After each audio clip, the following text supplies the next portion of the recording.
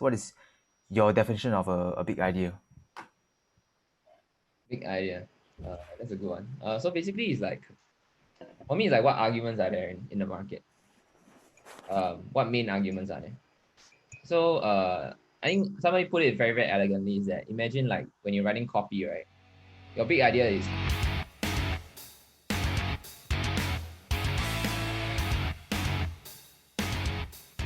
So welcome back to the third episode of the podcast. So today here I have with me a YouTube grandmaster. He helped many of his clients scale to multiple seven figures in a record time.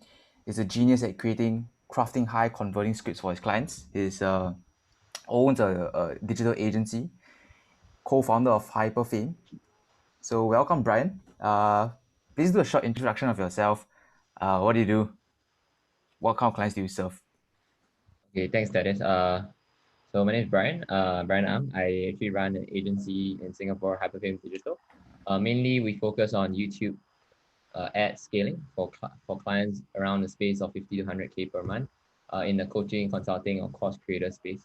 So what we do is we actually take whatever we have and the funnel that's working currently, create a very good script that's very, very, in a sense, interesting, edutainment, and actually very thought provoking, giving people a lot of insights about what you do compared to other like direct claims type of video ads, and actually get the right prospect, qualify the right prospect, and get into your webinar, your VSL, your application funnel, be whatever you're doing, and actually convert them using YouTube ads itself. Nice. So you've been doing this for quite a while. Just wanna maybe you can share with me how, because you've been working with multiple clients, Yeah. and see a lot of their campaigns are really successful. So because for in the coaching industry or even pretty much every kind of product, a lot of them are just commodities, right? They're not the only product out there, or they're not the only coach out there. So how do you position such a commodity or such a service, such a product? I think very honest. Everything is kind of different. It's just that I think Todd Brown once said this before is that there are three types of like I would say big ideas or three types of differentiation, right? Which is like one is like what is your I would say fluff differentiation, meaning what framework you technically tell people, right? Meaning it's not very very real, but for example, like in marketing, like oh, you have a planning stage, you have a optimizing stage, you have a scaling stage. Everybody knows this, but you kind of rename everything into your own Mm, name and kind of like say this is our thing. But it's exactly the same thing, right? That's one way, but I think that's the weakest way. Second way packaging. is really the true mechanism, meaning like you really have something different from everybody else. And a thought process that you do, the reason why you do certain things, the reason why you do it like this, the reason why you do it different from your mentors, from the market is different. That is what we actually bring out from the client and really write it in words and actually increase the perceived value of the steps they actually do. So an example is that I have Kairos, I have other people, I have even coaches, right? Everybody does affiliate marketing, everybody does Cairo. So how are you really, really different? So for example, it's like combine Visio together with Cairo, technically change something. If for affiliate marketing, I combine like I think yesterday I was in a mastermind, they were talking about AdSense, right? For affiliate marketing. And AdSense is basically Google. Mm-hmm. You earn money from Google. And Yeah. say like you can earn 2K every day. I'm like, what the shit? But that's like a unique mechanism that actually nobody is talking about right now. So example is that imagine you can create like multiple streams of income with your affiliate business, Mm. right? So then he teach you like maybe multiple streams, and that's like a unique idea that actually nobody actually teaching, or like creating a very supplement business that is kind of unique in a different way, maybe print on like on demand and stuff like that. Mm. But you want to find actually a unique angle entering into the market, and the last part is really about untold mechanism, which is actually things that are not said to the market. For example, is that I think one untold that we never tell is that we do YouTube ads for like the past 1 year. So kind of when we say that out, people kind of come over, and that's like kind of how we actually want to actually position our clients, position our commodities as well. So another part of the process is actually creating an irresistible offer. A lot of times people think offer is basically a value stack. So I thought that at first in like last year in learning from like ClickFunnels and stuff like that, Steven Larson. So we kind of stack everything. It worked very well, to be honest, for Mm. commodities. But what we realized is after a while, we cannibalize ourselves, people start copying us, and Mm. It just doesn't work that way anymore, right? So what I realized, offers has three different things. One is like, what is the main angle or big idea that you're going for? Which is what is the angle you're entering in the market in. So for example, your stock trader entering is that you actually want to have less stocks and you actually can grow money. You actually have a proprietary system, or like forex is the best, whatever that case is, right? Second one is like your positioning in the market. So for example, you're an analyst, you're a doctor turned investor, you're all these positionings are very, very strong. So being what your story and how can you utilize it for your framework, your story, and actually maximize the perceived value. So if you're a doctor turned investor, why do you do that? And you only maybe invest in pharmaceutical slash medical companies because you understand the industry very well. And then you can position yourself as a medical expert, stock expert or something. And people buy in because it's your story, it's basically how you position and everything in place. And the last part is really your offer. Offer is really what's in it for them. A lot of people, if you don't have the first two, it's still okay if your offer is very, very strong. But a really good offer actually has all three in place and actually kind of like resonate with the audience as well. So like an offer basically is similar like a value stack, right? But end of goal is like, what results are they going to get? You don't want to state the features and the benefits. You want to state more of the benefit and end results that they will be able to get. Like what's the bold promise? What problems will they face and how does the thing solve them? How does it help them? How does it solve their objections? And this is usually how we position our whole I would say the whole clients that we have. And usually that's how we actually, when prospects come to us, that's how we actually tell them. And that's the reason why they are able to scale online and stuff. That's how you mentioned about big idea. So I think there's a lot of definitions or different terms in found on the internet. Everyone's different definition of big ideas. Yeah, that's a good one. So basically, it's like, for me, it's like what arguments are there in the market? What main arguments are there? So I think somebody put it very, very elegantly is that imagine like when you're writing copy, right? Your big idea is how you case your argument. So remember you are casing that this guy is not a murderer because of he has something, right? So that's your idea. And how do you supplement that idea is with like evidence and proof and story and whatnot. So that's like exactly how you will I explain it. So it's like, what is your case towards the market that they should buy your thing? Right. So you can have multiple cases in different angles, and multiple evidence or angles in that certain case as well. So there's a lot of ways to actually go about it. But in a nutshell, is that why should people buy from you? And what is your like I say, like your evidence for people to buy in a sense, why should they buy? So if you can actually build that case into your copy, into your speech, into your ads, into everything, basically, and if it works and the market believes in it, basically you have a winning product or a winning offer or whatnot, and you can actually just scale. Yeah. So big idea is basically like your main message lah, or your main thing that you want to communicate, and then how you communicate is all the different arguments, all the different points in your copy, your video, etc. So there is a one main message lah, that you try to communicate. And so the main message, actually people always forget about it for some weird reason. Okay, but the main message must be okay. So main message must be different enough, yet simple enough to understand. I think Dan Ferrari, one of the creators, actually said this before. It's like, you want a big idea to be simplistic yet elegant as well, right? So what does that mean? Is that simplistic means able to understand, no, simplistic and relevance, right? Elegance and relevance. So you want to be simple enough to understand. That's what I mean by elegance. So for example, it's like, um, right now the easiest to understand, right? Folks, you can say Facebook ads is like in a shopping mall, right? That's a very easy metaphor to understand. And unlike Facebook ads, you need click here, you CPC, CPM, CTR, then the people are like, huh, what the hell is that, right? Yeah. So you want to make it a simplest way to actually people to understand immediately in one look. So immediately they read, they see the metaphor, they understand totally what you're saying. Second way is relevancy. So relevancy is increasing of the click-through rate. So for people who don't understand, it's just basically how relevant is it to their life situation right now, so that they will actually go and click on it. And example of relevancy is like news now. So very simple news is election, right? So if you're able to use election and stock at the same time, which a lot of people use, your click-through rate actually goes very, very high. But everybody using the same angle, right? So you want to spin it to something else. right? So you want to try to spin it different ideas so that it's not the same as everybody else that's doing it. So instead of saying like what's going to happen after election if Joe Biden actually get elected, what stocks are going to buy, blah blah blah. Example you can actually do is that like instead of saying like China, instead of saying Trump and Biden, you can even say like what will happen to China's stocks, 10 defining factors of why China's stocks will actually rise or fall because of this election itself. Right? So you change it up a bit to be more specific, or you change it up to be more like niche down. So you're kind of different from people as well. So for our tech stocks, why tech stocks? Why SP 500 tech stocks will actually rise after January 1st? Then people are like, what about January 1st? Then they think, or election. Then I think then it's like very easy to kind of understand. So you want to actually do spin ideas of that one, like, so you got election, you got stocks, then you got your framework, then you kind of see like how do you combine these three things together to form like a better idea and a simple idea for people to understand.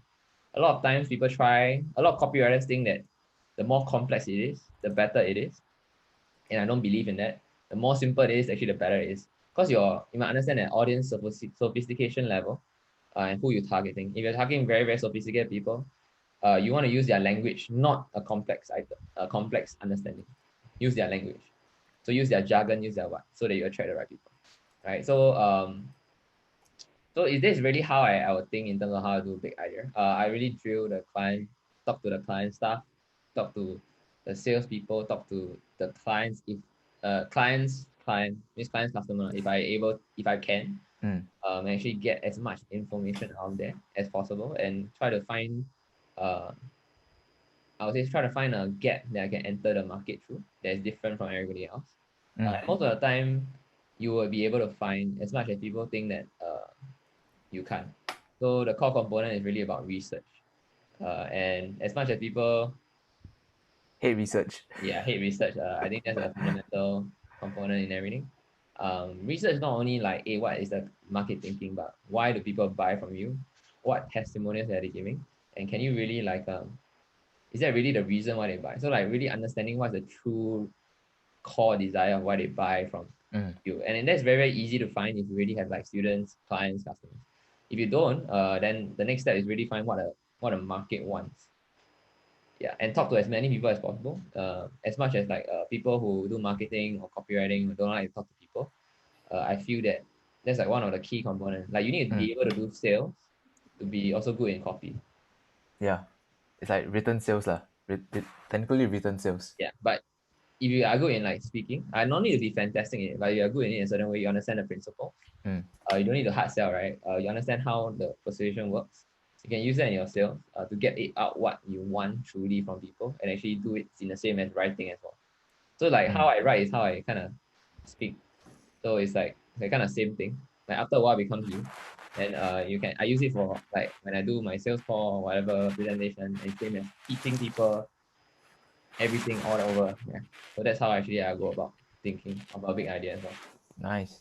So what I'm taking away from here is for big ideas, it has to be simple. It has to be visual. So visual meaning like instead of just how to invest in stocks versus like how stocks is just like eating ice cream, for example. Very, very visual. And Yeah. that is and with that visual, it communicates in just a few seconds, very So easily. like how portfolio should not be like your salad that you buy from somewhere. Right? Then thinking like what the hell is that? Like say your portfolio shouldn't be as messy as your salad. It should be only one single line. Yeah. Like easy to understand. Okay, then okay, fine. Yeah, but that's not very elegant. So it's not very simple to understand. So it's like Yeah. need some time to kind of like process. Yeah. So I think the key element here is simple and easily communicated in just a few seconds, right? And they immediately kind of buy into it. Nice. Okay. So what goes through your head when you plan out when you plan out is it a campaign? Either is it a video? Is it a full funnel? What exactly do you plan out? Plan out. I think in a very different way. So like I'll plan out usually the strategy of acquiring a customer and whether the percentage of acquiring a customer is actually proven. Meaning like have they done it before? One time people ask me to do new stuff, I tend to advise but there's too many variables when actually doing a new thing. So okay, a lot of people want to do funnel, right? They always say one funnel away. Actually, that's not true. Because you are like many funnels away. Yeah. So basically, in a nutshell, is that why like your research is the first step. So you want to go in and find like what angles you can go into the market and why people buy. So if you have enough patterns of research that actually are similar, you will know that there's a high chance of it working out in the market itself, be it in terms of your students that buy from you or in terms of like customers reviews slash comments on the internet about gurus, etc. Mm. So you want to see that aspects first. Be it any industry, you can actually do that. So interior design, beauty, blah blah blah, carols, everyone can do that. As long as you know the market enough, you know what they want. So put yourself in an empathetic position. Don't put yourself as the guru or the guy who can write very good copy. Just try to feel what people feel first. From there, that's a start. And second thing is really what is the way of acquiring a customer first before you write a big idea. So I will strategize. How do you want to acquire a customer? Is it through a low ticket funnel? Is it through a prepaid? Is it through a webinar funnel, a VSL appointment funnel? Is it through a long form copy appointment funnel? Which of it actually helps you and which of it have you had success before? Do you have success in sales call? Do you have success in webinars? Do you have success in selling low ticket and upselling them? So everything actually relies on sales. Um, the front end of marketing can only help so much, but your sales is one of the core components. So if your sales is not actually very good, actually the first thing I'll do is actually uh, get you appointments and actually get you to do sales. So that's a low hanging because you need to improve your stuff need to improve or you need to hire somebody to do it. Once the sales is proven, actually I will actually identify what proportion of the sales data and objections that is in there and actually add into the marketing itself. Right. So for a brand new person, you won't have that data. So you just Yeah. write accordingly and pray that it will work. Yeah. But for like a experienced person or like a person that done a bit of sales for, I will be able to give me the information that I need to actually modify the landing page itself. So I'll actually see the data research and objections and just see where I can actually implement everything on them. And from there, actually, I go to the big idea, right? Then I'll think what big ideas easy for people to understand, easy for them to stand out and position them in the market good enough that nobody can actually topple that position. Nobody can think of that position as well. Mm. So the number is like I think 8i of VSC has celebrity, Yeah. Yeah. Yeah. and that's a very good positioning because it attracts the right people. Yeah. You realize it attracts the right people they want and Parents. bring them, Parents. yeah, and kind A of lot. give them Yeah. uh, the the I think a very good branding as well. So like these are actually extremely good branding. But you want to do is also like how do you differentiate from that? Because you people can actually kind of like um, I would say pay another person to do the same thing, just another act. So you don't want the position to be toppled off, right? So if you're a celebrity maker, right, normally you only work with celebrities, then you need to actually really refine that angle, right? But because it's a mass marketing, you don't want to only rely on like branding. You want to rely more on also like your unique mechanism. So a lot of people say like stocks trading, right? So the next step after you get a big idea is what's the mechanism? Also like maybe why celebrity buy from you, or why people with like a huge CPF saving, but I don't know, like a specific Mm. audience, right? Or like specific why doctors buy from you, like learn from you.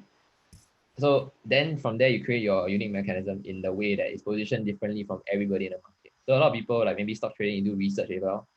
Then you see what portfolio, how much money you have, how you kind of diversify your portfolio, be it how you teach lah, or like how do you do analysis of stocks when you buy, when you sell, how to buy, how many, how much. Mm.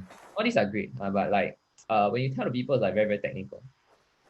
Mm. Right? So you want to use like what I call like the big mechanism, right? Is more of like how do you group things together and how do you name it differently so and give metaphors for people to understand. So similarly, a lot of traders, a lot of financial agents, real estate people try to talk in jargons that I don't understand. Then why would I buy from them? I don't understand anything you just right. So you want to Mm. make it simplistic for people to understand, and in the same as the big idea. For example, is like I think a guy actually made like a cook your copy, right? I think you saw that. Okay. So it's basically a three-step process to actually write copy. First step is Mm. to find the ingredients. Second step is to prepare. Third step is to cook. Mm. Right. So find your ingredients. What it means is just basically find what templates you want to use. Second step is like, what is the big idea? What are you trying to sell? And third step is actually put everything together and run ads. Yeah. So that's a very simple way of saying it, right? So you want to actually do something like that to actually explain like analysis, right? Analysis is, or if you're targeting a very sophisticated market, you want to change the idea of analysis to something else that you own only. So be it you want to change it very simple to understand and also very in a sense you. So for example, like if I okay, for example me, right? If I say I actually do preparation or diagnosis of the campaign, and I can use diagnosis because like I was a physio before, and I use that to my advantage. Saying like, so like diagnosis of a campaign is actually like a human body. Sometimes actually you think that one part of the body actually giving you injured, and there is pain, but the main actually your core, your back, or something is actually affecting your knee, and you Mm. don't really identify that. So that's why we actually go through the whole process. We see where's the true core reason you're actually having this problem rather than just just solving the symptoms alone. Mm. So by using that unique mechanism, I can own it. I can actually say it, and this is our planning stage. And people will feel like it's very different from other people. Might feel the same way, like, hey, I actually go and plan with you. I do strategize with you. Mm. But it feels different. It feels like more perceived value, and it blends in with your positioning, blends in with your story and your ideas as well, right? So that's how you want to actually create a unique mechanism. So that usually there's 3 step, 4 step, 5 step. There's a lot of ways to create. You want to create macro and micro. So macro meaning the big idea, micro meaning what you teach in class. Mm. Yeah. So because you don't want to show like, hey, macro, then you teach everything. I did that a lot of times. I teach macro. And in class I also teach macro. Then I got nothing to teach. Then like, so why will people buy more from me? Why will people like want to learn more, right? Yep. So another step is a micro process where it's all about the technicals, all about the day-to-day action, all about the habits, all about the mindset, all about like what you need to do as an investor to get to the next level, what you need to do as a marketer, whatever to get to the next level. And that's what I mean by micro unique mechanism.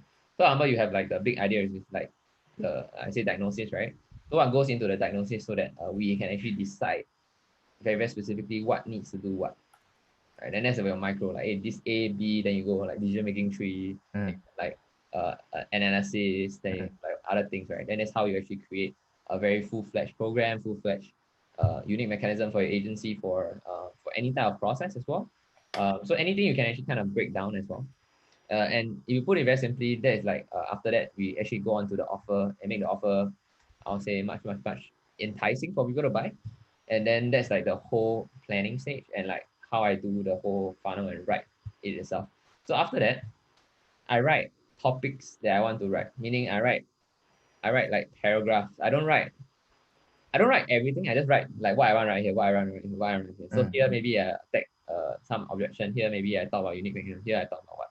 I go through a flow, the same a framework, which is all about like pain, like problem, and like actually what's your mechanism, promise, and actually proof, etc., etc. Depending on the type of funnel that you want to write, right? So when you do that, I don't write everything at one go. A lot of people try to write like from start and then just jam out everything. I don't do that. You want to write part by part. So what I mean is that I usually write part by part a bit of what I think I on my idea, like what I think should be there. Then after that, I try to expand on it. Uh, when I actually have better understanding of that thing. So it means I have like an inspiration. Okay, I expand more. Then I stop. Then at the last part is I copy edit until it makes sense. Mm. Right? So you want to do it in phases for me.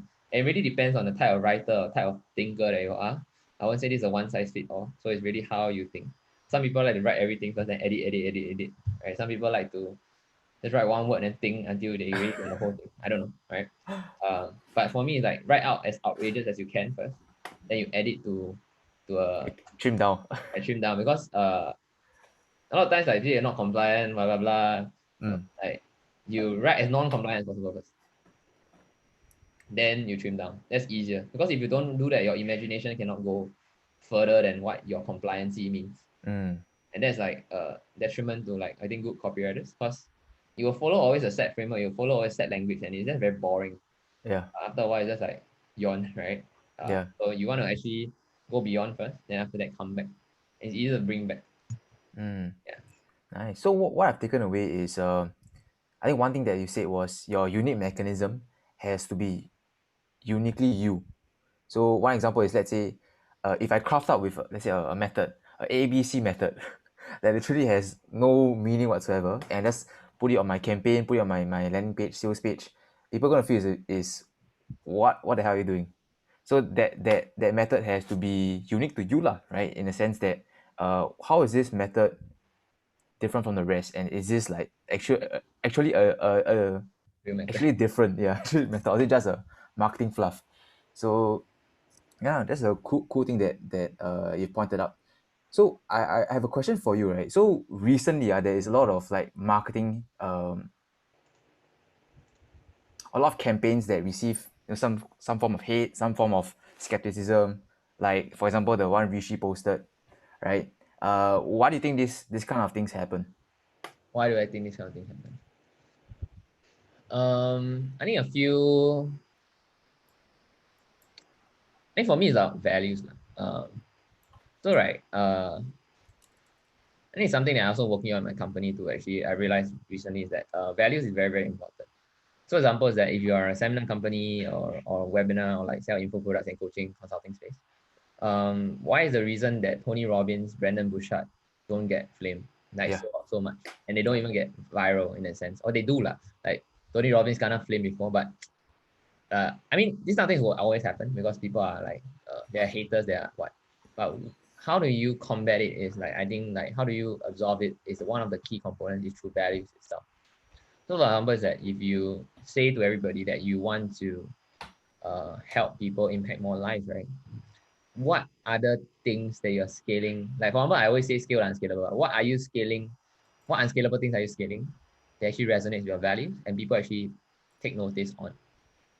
And that's one of the uh, like if you're doing CSR, you're doing like just actually sponsoring people to just come to your class and actually helping them create their own fund, whatever it might be, right? These are things that you want to do, and I think like really values, right? Like I think Rash also does it very well. It's like in terms of religion, in terms of like how he helped younger kids, and that's like a form of value that you want to bring in, like family, what family means to you, and you really show it through your action. You don't like just say it and like bye, then like you go off, right? Then you like nobody know what the hell you're doing. So like same thing like when you're leading a team, right? Why do people actually want leave you? Why do people actually stay with you? Why do people follow you? Because what you do, what you say, what you actually lead them is actually a key component. So if you're you want to be a leader in the market, you want to be like really want to change people's perspective, you must do things different from people. And you must do things that is, I would say, very tiring in a sense, but you must love it. And you really must stand for the value. Because once it's in line with your mission, your vision, and your values, it won't be a chore. It rather be something that you really believe in, you really want to help people in, and then people can see that, like you how genuine you are. Like in marketing, right? Like I think Melvin So also mentioned before, it's like how you say different things is very, very important. Like do you really mean it or do you really like just say it for the sake of like selling Mm, people? And that is like what I feel as well. You want to be you want empathetic, you want to be genuine in what you say, what you do. And you always want to have like maybe coaches or whatnot behind you as maybe when you're doing this type of brands or this type of companies, because it's very, very tiring, it's very taxing, and it's always you're in constant grind mode, right? So you want to have people constantly reminding you of performance, reminding you of your values, reminding you of what you should do. You're always keeping you in line, keeping you in your mm, mission and vision, right? And that's what I strongly believe in, is that if you're a coach, consultant or whatnot, you should have a coach or consultant to actually keep you in line as well, so mm. that you are constantly driving through your true mission and vision rather than being only for the sake of money or for other thing or ego or whatnot, right? And that's what I truly believe in.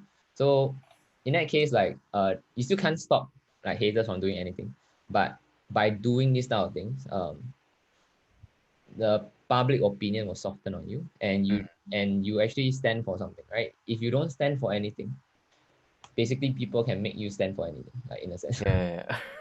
Yeah, right. And that's one core component that I feel is very crucial lah, especially now in the online day and age. Like if you don't meet your client, even don't meet your students, I think it's something that people have always in their mind. So what are you doing? Are you really selling me no money? Blah blah blah. Mm, That's like very, very bad. So like for me, like COVID was a bad period because I never meet a lot of my staff physically. And so you want to actually, how do you do that? You want to check in with people. You want to do the things that really unscalable. And what do you do when you do that? Like you scale an unscalable fan. An unscalable fan, like the fan that is so like in love with your brand, in love with mm, you, will actually help you spread that word of mouth. And then you'll continually build that community that's actually bigger than anything that actually comes your way. And that's how you actually really scale like past a certain, I would say, number figure in terms of number of students and impact really, really more people like as a business. Because it's impossible to keep running paid ads and hoping that you'll be profitable. Because CPM will rise, the number of people who buy from you will dwindle, and you reach a point where you need the people around you to get you more people. And that's like, if people are raving about you, they say, okay, I just take a look, right? Right? But if compared to people are complaining about you, then like they'll take a look as well, but like it's like a different frame of mind. Then selling becomes very difficult. Then advertising becomes then difficult. Everything becomes very difficult. And then you must keep going like, what's the best tactic today? What's the best low cost traffic? What's the best sales tactic? Then it's like you consistently doing tactics. But you want to do strategy based things, which is building like really a true community, how to really resonate and show their values and mission. And the biggest companies in the world actually does that, if you realize. You want to follow in their footsteps. How do you go about following them? How do you go about building your values? How do you build a $1 trillion company? Whatever, right? Like and that's when I realized that business is not easy. It's really not easy. But I think like Stoicism say, right, the obstacle is really the way. Sometimes you solve a problem, actually you help yourself create many new avenues, many new opportunities. And that's like one of the core components. And I think the story for that is that when I was studying entrepreneurship, I don't have any people to talk to like now. Like right 2 years ago, right? So it's like all you need to do is to go out there, get to know more people, and then you see opportunities opening up already. Even if opportunity is not in your favor, at least there are people knowing about you. Then slowly you get the right opportunities as well. Then you solve a problem in a sense, and then you get partners, blah blah blah blah. So it's really like for me, I believe like the obstacle is really the way. So if you're already having like if anybody's like any company's having haters, how do you absorb it? Like I think Gary Vee does a very very good thing. You literally scale the unscalable by actually replying to you, talking to you, getting a Zoom call with you.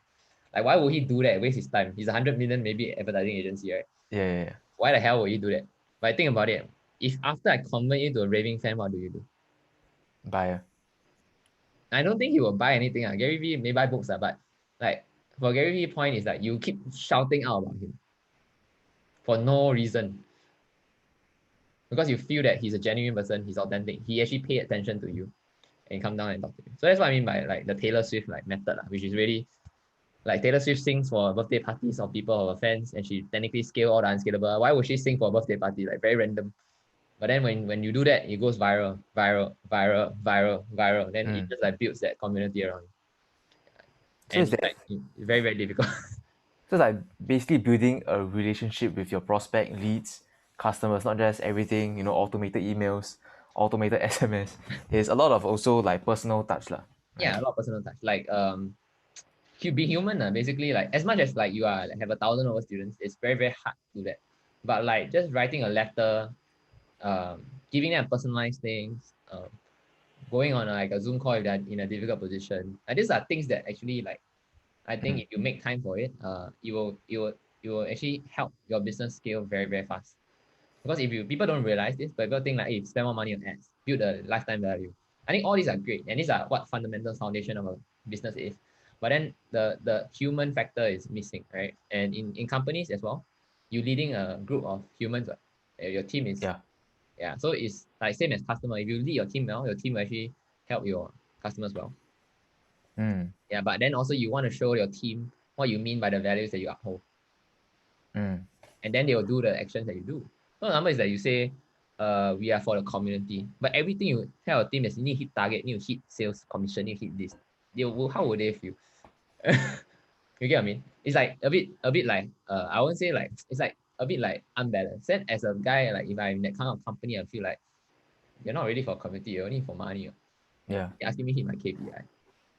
Right? So you want to reward actions that are certain ways. Like for example, like if my team gets the really identify big ideas that are very, very interesting. Then I say, hey, this is very, very good idea. You can share with the whole team how you actually get that. And I want to build like their confidence as well. Because I feel that we train things from zero. The second thing is that if I'm talking about CSR, talking about like how I should help the community, I should do myself first before I get the team to do. You can't say, hey, like company want to do, then everybody do together. It's like very like But if I'm Yeah. doing it, I influence with my actions, and that's like one of the core component I really believe in. Is everything you say is just purely saying, and people don't really believe it until you do it without people looking at you. Yeah, I and see. that's one like very very strong point. Like a lot of like I think like the best CEOs actually do this, and they live by their values, and they really show it. Uh, Even if it's not like show, but it's like they do it, and people like kind of saw that doing it happening, they kind of Mm. report it. Then the team kind of see it and actually kind of value that as well. So example is like also like if you want to build a safe space for employees, you want to give autonomy, you want to actually talk to them one on one and be as empathetic and listen to them rather than shooting them down, right? So that's what I learned as well. And last time I very like angsty and like want to I know like hit KPI. yeah, no, why hit KPI? I want to go faster, right? Then I like very annoying. Then I do things Yeah. myself. So Yeah. Yeah. Yeah. I kind of like shifted away from that like recently. After Mm. going through all the coaching and stuff like it's because I realized I cannot rely on myself. I cannot. I need my team to grow as well. I need them to understand. I need them to see it both my way and I need to see it their way as well. Right. So however they want to earn more money, they want to actually learn more, they want to do what I try my best to support them. I listen to them. Any problems, I wouldn't say like, hey, go solve it yourself. Say, "Hey, what can I do? How can I solve it together with you?" Mm. Right. And that builds like a bond between the team and me and like all the other bosses as well and with the clients as well. So they want to do as much for the client. Yeah. And I always for me like for agency wise, you protect your team first. You don't Mm. Mm. as much as a client, you want to sometimes clients are just like anal about things, right? Then you try to set absorb it, then you protect your team. Don't like because your client says something, then you like put your Yeah. all your team. I think that's very, very bad for me. Mm. Yeah. Yeah. I Those think this like a nutshell. nice. Oh, that's very deep. Recently I was watching this Becker video. He talks Right? about Becker video. He talks about really good shit. He talks about um having company values as a north star. So it I'm not sure if you watched this video, but it talks about if you have a solid, very clear value of in a company, right? Your team members automatically know what to do. So one example is um, let's say I can have one value. Mm, Aiming big is small, aim bigger. One example. yeah. So there's like one uh value that each team member will have, because when they adopt this value, whatever they do, they'll see that okay, what we're aiming for is actually, although we think it's big, but we can aim bigger, we can always do better. So that's like one value that another person and a team can adopt. I think another way is, let's say, customer satisfactory is King. like, no, customer satisfactory is not it's not satisfactory. They must be happy, or they must be extremely excited. Okay. So it's like this will, let's say, if let's say your team member is dealing with a customer support, or a client facing role, and if the customer is just, oh, okay, cool, then that means the team member hasn't done enough. The team member knows when he's done enough when the client is damn excited for the results. So there's like one, like a north star that a team can always rely on, can always look back. Are we doing things the right way? And I think it's also, he talks about, it's important to, yes, you have these values, but it's important to reward them Yeah. when they make the right, The when right they do values. Yeah. the right, yeah. So it's, I have a very, very small team. I already feel that, I don't know what it's like You need for you, to bro. you need to create now. If not, you will get chaos next time. Yeah, Uh, yeah, definitely. but I think smaller team is easier because like your bond is much better. But values wise, like I said before, so even though you can say what you want a company is, like if the CEO, founders, directors don't do it as well, then everything is hypocritical. Then Mm, the person will feel that I shouldn't do it as well. You're not doing it. mm, Yeah. So then therefore you must always watch like what you do and what you say, and what you really value in. So like that's like as a founder, as well. Even the public is watching your internal team actually knows what you're doing. Right. So that's why like most of the time, if the my team actually says that if they don't want to take a client, I will not take. wow, they really No, worship because you. no, like because like sometimes I also like have that I on the fence, but money then like Okay. They're like, they're like, and then every time I take, always them jialat, but very bad lah. So that's why we actually, I will kind of consult them as well. Like, do you think it's viable? Like, what do you mean? Consult your team. Yeah, if I'm on a fence, I like kind of consult my team. But if I'm like, okay, I think we can go for it because I value like the values of the clients I work with as well. Because like if they offhand very like snappy at me or very like sarcastic at me, then Yeah. but or they offhand they like keep asking for more things, they need to like kind of frame them better lah.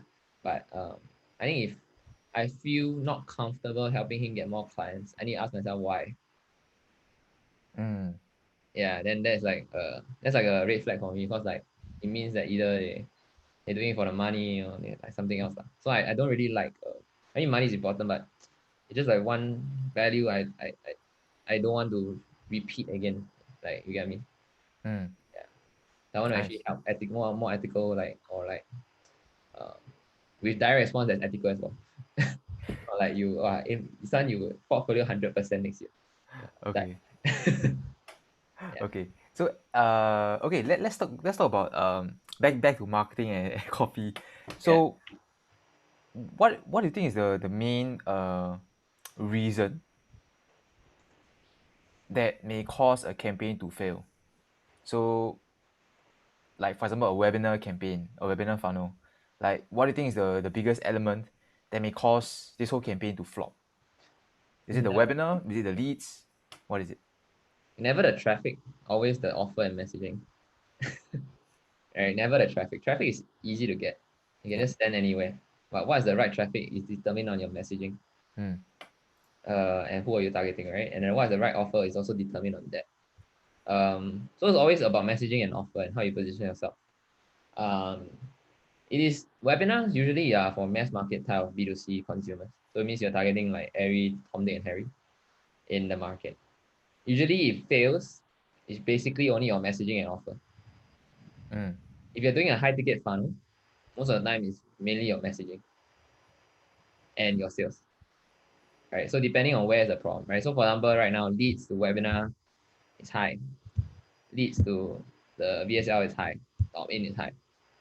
Then the problem is VSL to sales, VS webinar to closing. And there is your sales. Your sales also got messaging.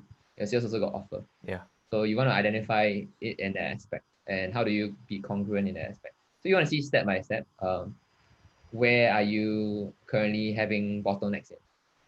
So you go through the whole process. Is it targeting the wrong customer? No. Is it your opt-in page not congruent with the VSL and that's why getting very low? What? No. Is it your VSL not converting people to book a call? Yes or no? Then is it on a sales call you're not getting able to close at least 30%? Yes or no? Right. So you want to use industry standards first until you understand your industry more enough, or use your average of the past year alone to actually kind of create that itself. Um, Marketing is all about data. So when things fail, there's always a reason why. Yeah. It's all about identifying the reason why. So a lot of people try to say like, I would say like, I think somebody said this like when marketing, when you send leads to people, then the salespeople cannot close. The salespeople blame marketing, and the Mm-mm. marketer blames the salespeople, right? That is very true. But what you want to see is go how to diagnose what is the true problem. A lot of people say like, hey, the sales not good, right? So my diagnosis even for local business is that why aren't you able to set appointments? The person ignore me. I say, if the person ignore you, have you follow up? No, I do one time. Then that's the problem. It's not a leads problem. It's like people are busy. So maybe if you follow up 3 times, you have a process as a system. You have maybe 60% more people replying to you. Mm. Just by doing that small tweak, you actually get people reply to you. So why aren't you doing it? They can't answer because maybe they don't know. Maybe they think that hey, the leads coming must be 100% replying, but that's not possible in a real life Yeah. business. I think like how it's not possible. Like even like the big brands also like take like a few calls. Yeah. Yeah, and all these kind of things. Then the second thing is like a lot of people like webinars, right? Will think, hey, just call at least one time, message one time, they follow up. 30-50% of call, then you forget about the rest, then keep sending an email. You want to maximize the output. Send them email, send them SMS, send them give them a call, tell them what's the next webinar.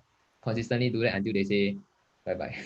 Mm. Right? So that's how you maximize things. Like then a lot of people say like, hey, but I only do X. Then how to make 3? A simple thing is hire a VA, hire a PA, go and do all that systems process. Maybe you can get 3. Sending like what you taught me is that sending a retargeting email, sending a retargeting maybe a sales letter, or even sending for me I send an SMS, I immediately get 3 or 4 sales. Nice. Yeah, so it's like, what do you do to actually like kind of like funnel down even more in a efficient process rather than like how can I get cheaper traffic? How can I get a lot of people think like the biggest win is just getting cheaper traffic, but that's actually the hardest win. Yeah. The easiest win is how do you maximize your process. So like, what's the problem and how do you maximize the process? Cannot be like the funnel fail, then means your marketing sucks. It's true to a certain extent. Like the marketing kind of sucks because you don't understand the audience. But it's not necessarily the marketer's fault nor the salesperson's fault, but rather we don't understand the audience together. And that's where we should come in and say, hey, how do we do it? Like, how do we solve this problem? And the best business people actually that I work with, clients that I work with, always solve problem with me and actually get to very, very good results. They say, hey, how do you make this happen? You need anything, I help you. And I'm like, oh, this guy. Yeah, like, okay, let's do it, man. Like, it made me feel better. It made me like, we want to actually like, kind of like really solve problems together with you.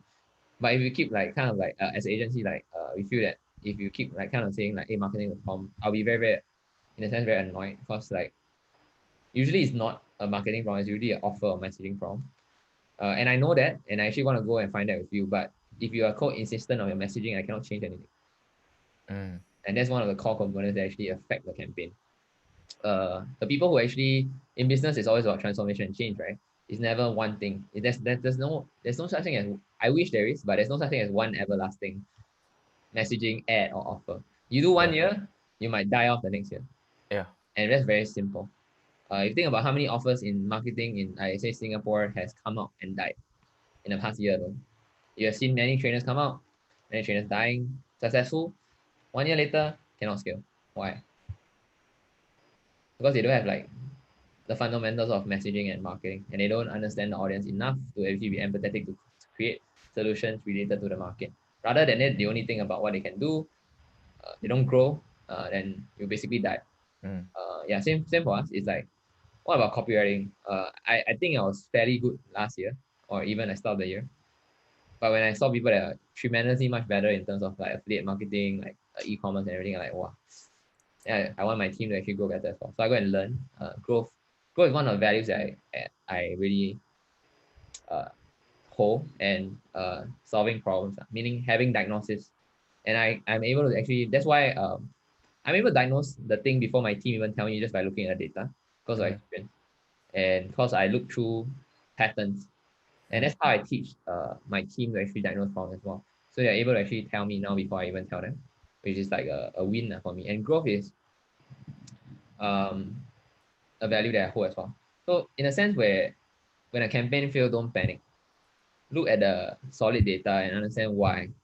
Ask people why they buy, ask people why they don't buy. You must let go of your ego and actually do that. If you can't, the campaign will not move to a higher standard. So like I try not to ask the clients, I try to ask like the clients, are they able to get to their student and talk to them? Because if I do it, there's no like relationship as well. A bit weird. A Like, bit who is weird. this Also, guy? like, hey, why you never buy? Hey, then I need to build a lot of rapport. I need to be like, a very good salesperson to do that. But I don't have like enough time to like maybe call 100 clients. But something that they should take ownership upon, and that's why I tell my clients, if it's not working, you need to really go and understand why. Then we can work together to see how we can actually tweak the campaigns much better. Because it's their business and they need to hold autonomy. If I hold autonomy, I realize most of the time, if I'm more excited than them, that's a problem. Yeah. Yeah, really, really, that's a problem. I try, because like a lot of times then I become the one driving the business, and that's not good. Because like it's not my business. I don't have equity in it. I don't have like anything in it, right?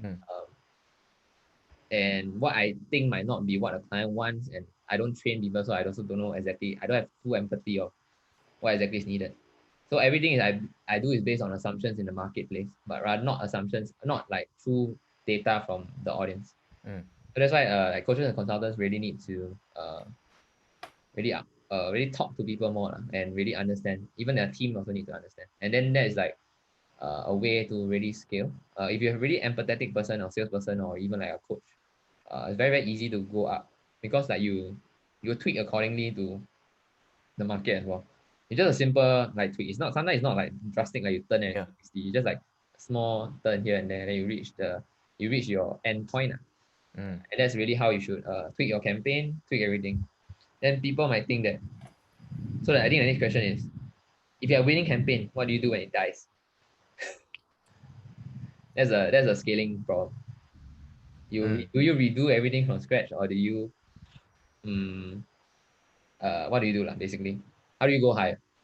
There are two things I do. One is look at acquisition strategies and look at the market. Is it a growing market or is it a dwindling market? Then you reposition. Then second thing is the funnel acquisition model. Are you only using a webinar funnel, but you're spending six figures every single month? Then if that's the case, you have reached everybody that's reachable and close everybody that's closable in maybe a matter of 2-3 years. Then what do you do next? So you want to plan contingency plans. You want to plan like create a mini course offer, create a lead magnet, create an indoctrination process, create content.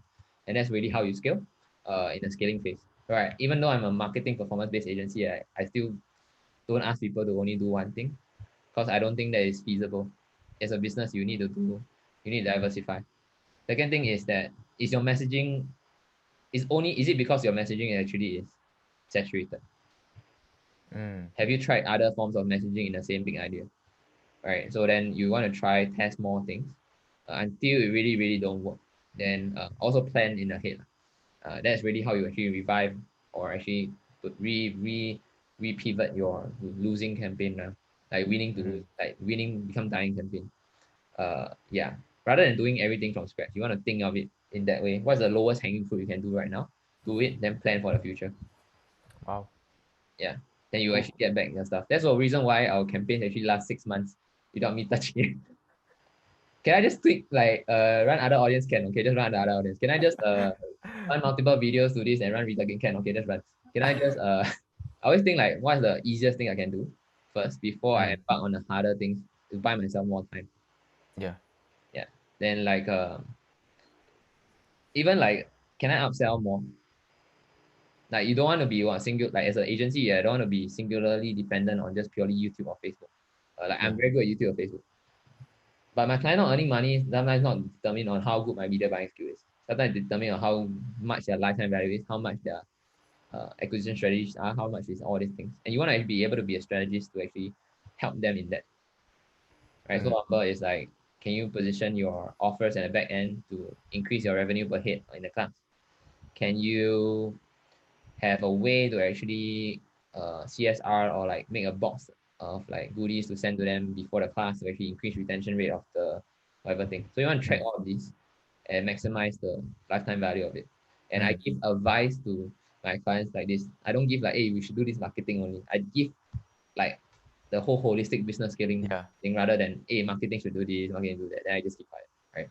So you want to do in that aspect because when you can do that, your marketing actually triples or even double, like from the same thing. Mm. Their results actually double or triple Mm. without Because you ads, doing anything. because ads the one that is it's just multiplying what you have. Yeah, Because once your base is like it keeps increasing, your ads kind of multiply the whole thing. yeah, That's why that performance also improves lah. yeah. And you want to create a system around it. And that's like I think where we come in different a lot of times, so that kind of stand out. I don't do this for every client because sometimes they have their own thinking. If they're actually wanting to like work with us on a partnership level, then that's what we do for our clients. And most of the time, from we start off like normal agency, then we move to a partnership after we like kind of like date for a while in a sense, Mm. see whether we're a good fit to work very long term with the others. Yeah. So that's Mm. my thinking on how the whole process. And how we think as like I'll say a marketer, copywriter, or like a CMO and stuff like that. Nice. I love how you don't just uh look at scaling just on ads. There's like ton of more things that can be done to really scale the whole business. So one thing that actually you mentioned earlier on, I think 5-10 minutes ago Mm, or 15, you mentioned that coaches a lot of coaches they fail probably within the first year, right? And I want to share this learning point that I learned from you. What I realized is that if like the reason why, okay, maybe in that first year they had their first hit, maybe it's by luck. I hit I write some random copy, bam, hits the market, and then I can make 6 7 figures easy. Then there comes the problem when everyone is just copying your marketing message. Everyone's kind of saying the same thing, and right now, oh shit, you don't know what to do because your previous stuff. So I think it's important to really understand. For a sustainable business, you have to understand the fundamentals lah, so that when things change, you always go back to your fundamental. Okay, is this hit? Is this met? Then you can pick from there. Another thing that I like about how you approach the whole funnel and campaign is that you also see the webinar as also part of like the marketing, the messaging. So I think like 1 2 years back, I always saw getting leads as just or getting leads or getting customers to the webinar funnel is just basically like, okay, let's make as big as claims as possible on the front end, whack a lot of leads, then the webinar is the speaker stuff, is the speaker's problem. And I realized that from you is no, the messaging has to be congruent. It has to be clear, it has to flow very smoothly, because at the front end you can get like 1,000 leads, but the messaging on the webinar is completely different, then they also won't buy. So Yeah. curious, how do you plan out, say, the webinar? Is there any particular template, any system that you follow to guide your clients, coaches, webinars? Mm, depends on the market they're targeting. So, I think the easiest way to actually put it is there's a 3-step lah. Everybody use the 3 secrets, right? But what exactly goes to 3 secrets? Why exactly people think like that? Why what you write inside is then crucial. So in terms of copywriting, what I realized is that I think a lot of coaches say that, hey, this is the amount of money in the market, blah blah blah, you can earn this, right? Yeah. So I think I shared this before is that how people don't understand how much money they can earn if they're in a bad place as well or they are not there. But you want to show them the opportunity that is big enough that everybody can have a piece of the pie. That's the first step that you need to do. A lot of people don't do that. Mm. They just say how good e-commerce is, how good stock trading is, how good what is. Then like how good is it? Yeah, my student earn money, okay, but like how big is the market? Is it a growing market? Is it like dwindling? And the people have these problems, objections in their head, right? So for example, I heard somebody, a very good copywriter actually wrote on a webinar is that um, the interior design industry in the US actually has reached don't know how many billions or how many millions, right? And then that is equivalent to half of the US national treasury. Mm. It's how much people are spending every single year on interior designs in the US. Imagine if you can have a piece of the pie, blah blah blah. Then you like kind of paint the future for them, right? So that's like the first part that you should do in terms of painting the future. So I'll actually go and see is the guy just like bragging or the guy like trying to be empathetic. So that's the first thing I see. Second thing is I see process in terms of like your mechanism. So it's really on the how and then the what, right? So how are you different? How is your mechanism actually better than other people? Then really talked about it in a way. And a lot of people actually does wrong in that how is really about teaching more than actually showing. Yeah. Yeah, a lot of people say like you shouldn't teach a lot, right? I do agree, but nobody teach you how to show more. Yeah. Then I realized I came to this after consulting like a very big client of mine. Every single day I consult. Then I say how to show, how to show. Then he asked me how. Then like then he keep giving examples of the bat, right? So like for example, he's doing an e-commerce agency. Then he said like how do I show lifetime value? How do I show that they should be focusing on lifetime value? Like Mm. if you even if you listen to this podcast, right, and I said why you should do it, but not I don't tell you the exact like I don't show you exactly why you should do it. I'm just telling you why. Right. Mm. So very good reason on why you should focus on lifetime value is imagine Apple. Apple's a $1 trillion company. How many phones have you bought if you're an Apple fan? Have you bought for the past maybe 5, 10 years ago? Maybe five. So how much do you think that the lifetime value of you to Apple is worth? Mm. So why do you think they're $1 trillion industry? So I immediately route back. I show them the example of why, but I make them get the insight rather than me telling them, hey, you should do lifetime value because the logic like this, then blah blah blah blah. Then like people are like, oh okay. But when I tell them like that, they say, wow, I really need to follow Apple's example. I need to increase my lifetime value and actually listen to like Bryan or Thaddeus or whatever that is actually pitching the webinar and really do this like for my business right now. There's a different insight and different frame of mind when they go in. But they have learned something without me saying anything. Yeah. And that's like a art and skill of like I would say webinar and coaching. A lot of people tell, a lot of people don't show. Right? That's when you actually show like your unique mechanism in a way that is easy to understand and people actually get the insight very, very simply. And if you can do that very, very well, basically, people will keep buying your stuff because you give them like a lot of autonomy, you give them a lot of insights. A lot of people say like this is unethical or whatnot, but rather that actually this is the way, like I think Melvin also say, like don't do pseudo transformation, do like full transformation. And don't sell like follow-up problems. Don't be like the person who like try to sell like that, then like that, like that. Don't be like that. Sell everything. But rather, what do you sell on the back end as coaching is really on, like I say, the micro stuff, the habits. What should you do? The mindset going in, all these things are more important. Because success is based on that, not based on like the things that they learn on application, implementation. Yeah. So after you go through the unique mechanism, the last part is really like going through objections and maybe what about a unique mechanism a bit different, or maybe go through a single process more in depth to show them that they can do it. Like give them a teaser to what you actually can do, in a nutshell. Or like maybe go through your like for example, you go to stock analysis, then teach them how they go through stock analysis through a case study. But when I always do it through a case study, I never do it through like live. What I did wrong last time when I try to sell my course, is I always do it live with people. Even though they show my expertise, I never build the perceived value of why is it good. People just take and don't use. Right? I'm not sure whether you feel the same when I do with prospects. I give them everything. I really should give them like this is the message you should do, the big idea. Like in 1 hour conversation, I get that out. Then they're like, oh okay. Then they say I think about it. Then I say, right? Then you raise it. But how do you build that is through examples, case studies, and that's what I learned this year is that like for example, if you like for example, you want to analyze a stock and you want to show that why maybe Tesla made very, very good results you want back test, right? Why Tesla made so much results in this. You need to go back all the way to the front part when you actually show that you students that you should buy Tesla because of this, and that. Then you actually break down each singular point, how you actually go about finding it. But what that builds is actually builds your authority, your credibility, and proof, and everything at one go. And show that you are legit, show that your process actually follows a process. And it's not like, hey, last time I buy Tesla due to luck. But you have a process that you tell them people before and really it hits. And then you can show like it not 100%. It's like maybe 80% of my calls actually I hit. So you want to show them like the other side of things also as well. So that you will become different, that you don't claim too much. So become very genuine, become very authentic. And then lastly is you actually close with objections, handle objections and close with your offer. So I think Melvin taught me something in terms of getting a deposit. And that's something I feel very strongly to use.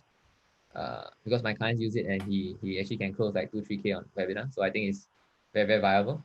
But it depends on the industry and the market and the country they're going to. Country is crucial. If you go to a third world country, I would say most likely they will not pay in the end. So don't have Pay your deposit, but they cannot pay the remaining. correct. And it's going to be a Headache. headache to chase money because you're not even there.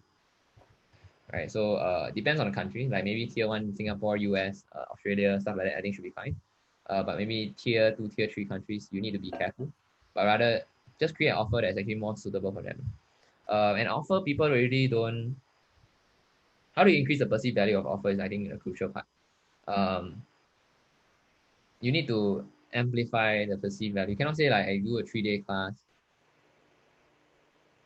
I give you this, I have software, and that's what you get. Last time, now it's like 10K, now it's like 697. This is what you get. It's like, okay, Russell Brunson style. no, but they don't go in depth in the micro of Yeah. the persuasion. So like, why is a 3-day class so important, and why is my time so valuable? You need to explain that.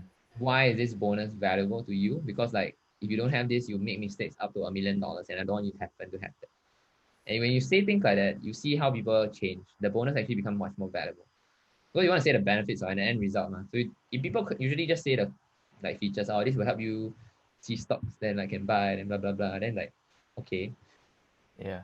Well, this is how my students actually identify 80% of their win rate. So this is something that actually I developed and over the course of 5 years to actually help students like to actually have a higher success rate. And that's the reason why my students, those who actually act upon, actually have 50% of them actually get a lot of results. So those that other 50%, they actually don't follow the system. They actually do emotion. And that's why this system is so important. You want to follow this system. Right? So when I say that increases perceived value, increases the benefit, increases end results. Yeah. So then that's how you actually craft your offer in itself. I don't really do it for people anymore because when you do a webinar, when you craft a webinar for people, they don't follow anyways and they don't understand the audience. And even though you charge like 30K, 50K for a webinar, it doesn't work. Like, because you need to be very good in speaking. There are a lot of tangible variables. So like what I realized is maybe a VSL to a high ticket works better because you have a lot of room to play in terms of your money. As long as you're saying 10K, you got basically 10K to get one client. How wrong can you get? Yeah. Even your messaging, how wrong, right? At least, unless it's all over the place, your messaging will at least get 2 or 3 clients for you if you're actually okay in a sales call. So that's how you actually should start off, in my opinion, as a coach. You shouldn't start off as a webinar selling mass market. You should start off always high ticket. Yeah. Start from there so then you can build your repertoire, you can focus on clients to get results, and then slowly build like a mass market thing. And after that, build like a more mass market thing. You should top down, not rather than up, down, up. So I think like Joe Away kind of says this in his mini webinar and how offer stuff. So if you guys, I would say like you can look into him. I think he has a very good framework and is a very applicable framework that everybody can use in any niche. Yeah. Nice. I like the part where you mentioned that you have to increase the perceived value first before you actually show the offer. So I the other day I was telling my one of my client about this lah, is you have to sell before you sell. So it's like you sell the thing first, and they like it already. They see, okay, this is like worth like 300K, and bam, this is $300 only. So it's like I think the example I gave them is scenario one. I'm selling you a shoe, right? So I can just tell you that, hey, this shoe is $100. Do you want to buy it?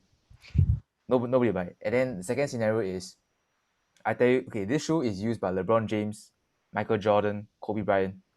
It's said that if you wear this shoe, you're able to jump I, 2 times higher, 3 times, you run 3 times faster.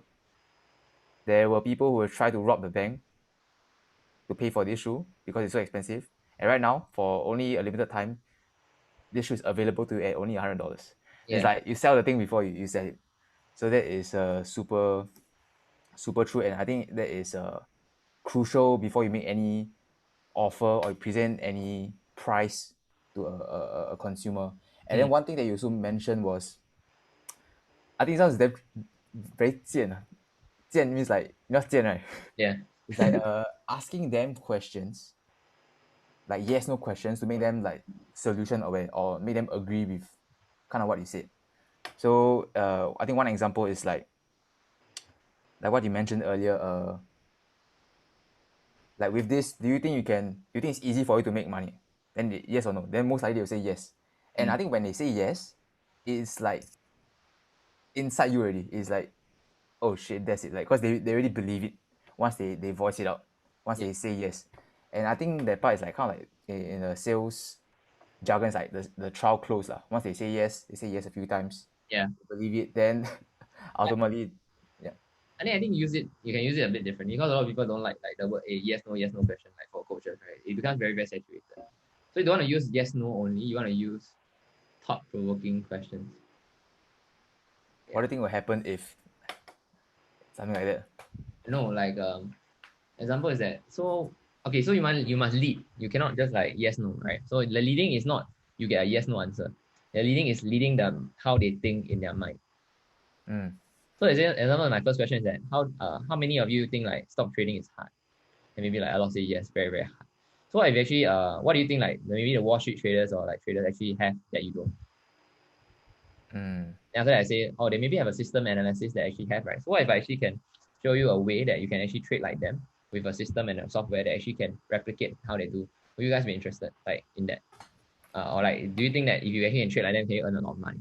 So you want to lead them on exactly how they think, not ask yes no questions to actually prove your point, but you want to lead them in the insight that they give. Say actually, yeah, if I can trade like them, even though I have a small portfolio, Mm. or like like be your argument, right? You can actually get to the end results that they will believe in your premise, believe in your argument, and want to buy from you. So that's what I actually Wow.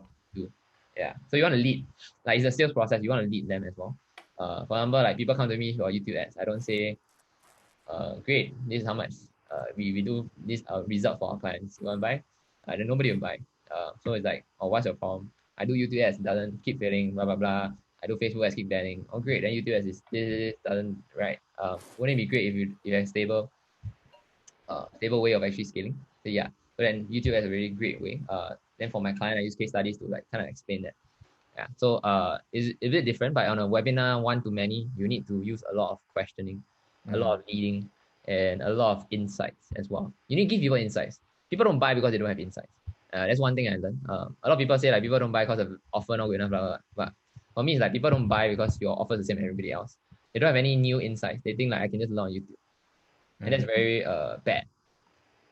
Like from e-com, I just tell them, oh, you can just start a Shopify store, run ads to this. This is the product research template, and then you are done. Then like people are like, what the fuck? Like, they won't buy. But how do you give them insight? Say like maybe product research actually is not as easy as you think. But rather you need to call these core components, and then you can say like what you need is actually not like it's very easy. Like you need like kind of teach them. It's like very easy for you to go and find product, but every time 90% of my students fail because they anyhow just take a product, write some random copy and just put it up. So what I do is very different.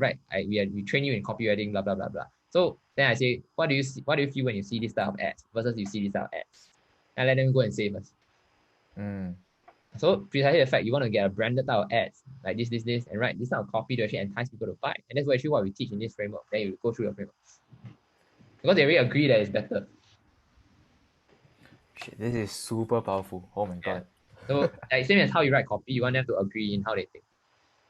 Yeah, then you get them to buy. Yeah, so that's how you should think. So it's like a series of beliefs that a person has to have before he makes the decision whether or not to buy. So like your question should lead someone to believe in a certain way, to think in a certain way, and that will eventually lead him slowly, step by step to the sale. Your solution. Yeah, which is your product is your solution. Yeah. Awesome. Yeah, please but be ethical while using. Yes. Shit, okay, this is some high level shit. Yeah. Okay, Ken. Anyway, so it's been pretty awesome, super insightful convo for the past 1.5 hours. So let's say my audience want to find you on my YouTube channel, Facebook. Let's say they want to find out more about you. Where can they search up? I mean I'm LinkedIn, Instagram, everywhere, but like just search out my name, Bryan Ang Ziwei. So ANGZHI-WEI. My Bryan is spelled with a Y, not an I. Find me on Facebook where I'm most active. And I don't have a YouTube channel, but basically that's not like I don't post anything right now. I don't have time to post. But I will post maybe next year as well. So yeah, just add me as friend on Facebook itself. And yeah, if you need any questions or anything that you want, you can just hit me up on Messenger. Awesome. Okay. All right. That's all. Thanks for coming to the Having podcast. me, man. Okay. Let me stop the recording. All right. I need to go eat lunch.